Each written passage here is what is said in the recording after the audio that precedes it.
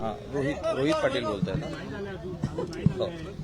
रोहितजी, खरं तर आज 293 अन्वे शेतकऱ्यांच्या झालेल्या अतिवृष्टीमुळे नुकसानाबाबत आज चर्चा होणार आहे. काय नेमकी सरकारकडनं जे पॅकेज जाहीर केलं होतं हे मिळालंय का, आणि कुठपर्यंतची जी परिस्थिती आहे ती सांगा. काय झालंय, पॅकेज हा 3 अक्षरी जादुई शब्द अलीकडच्या काळामध्ये लोकांसमोर आणि शेतकऱ्यांसमोर आणला जातोय. खाली उतरून आज खरी परिस्थिती काय आहे हे बघणं आवश्यक आहे. शेतकऱ्यांना जे पॅकेज दिलं गेलेलं आहे किंवा जे नुकसान भरपाई दिली गेलेली आहे ती नुकसान भरपाई पूरक आहे का हे सुद्धा बघितलं पाहिजे. त्यामुळे निव्वळ पॅकेजच्या नावाखाली, निव्वळ पॅकेज सारख्या शब्दाच्या ओझ्याखाली शेतकऱ्यांना चिरडण्याचं काम शासनानं करू नये.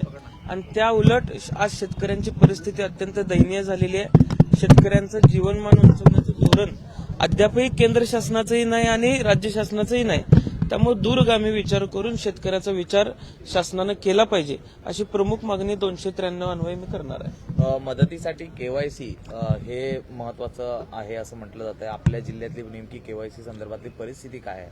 अजूनही काही लोकांच्या खात्यावरती मदत पोहोचलेली नाहीये. केवायसीची कामं अपूर्ण आहेत, केवायसीची पडताळणी अपूर्ण आहे आणि हे सगळं शासकीय टेक्निकल जे काम आहे ते सुद्धा अपूर्ण असल्यामुळे आज बहुतांश शेतकऱ्यांना अनंत अडचणींना सामोरं जावं लागतंय. आम्ही केवायसीच्या संदर्भामधली मागणी सुद्धा कृषी मंत्र्यांसमोर करणार आहे. खरं तर विविध योजनांची घोषणा तर झाली, मात्र सरकारची तिजोरीत नेमकी परिस्थिती काय आहे आणि त्यामुळेच ह्या सगळ्या मदती पोहोचण्यासंदर्भात उशीर होतोय.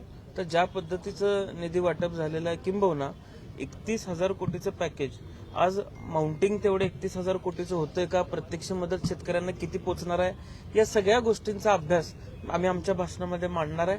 आणि राज्याची खरी परिस्थिती ही लोकांसमोर आणण्याचा प्रयत्न आमच्या सर्वांचा असणार. पुणे जमीन प्रकरणामध्ये पार्थ पवार यांना कोर्टाने पार्थ पवार प्रकरणामध्ये पोहोचलेली नाहीये. मला वाटतं की टेक्निकली गोष्टींमध्ये कुठेतरी गोष्टी वाढल्या जातात आणि वेळकाढूपणा त्यात होतो.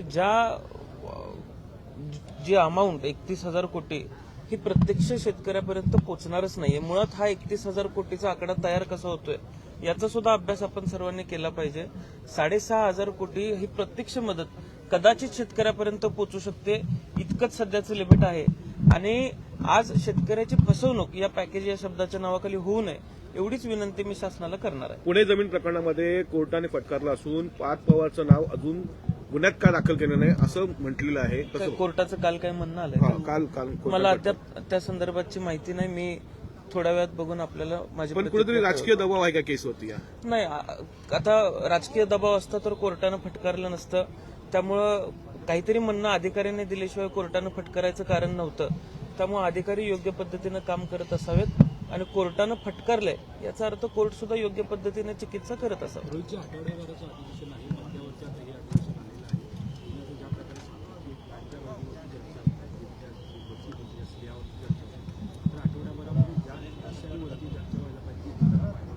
खरं तर अधिवेशन अजून काही दिवस वाढवून मिळायला हवं होतं. राज्याच्या कळीचे मुद्दे हे राज्यासमोर अजून आलेले नाहीयेत, लोकप्रतिनिधींना मांडायला वेळ मिळत नाहीये. त्यामुळे अधिकचं अधिवेशन थोडंसं मिळालं असतं तर बरं झालं असतं. आभार.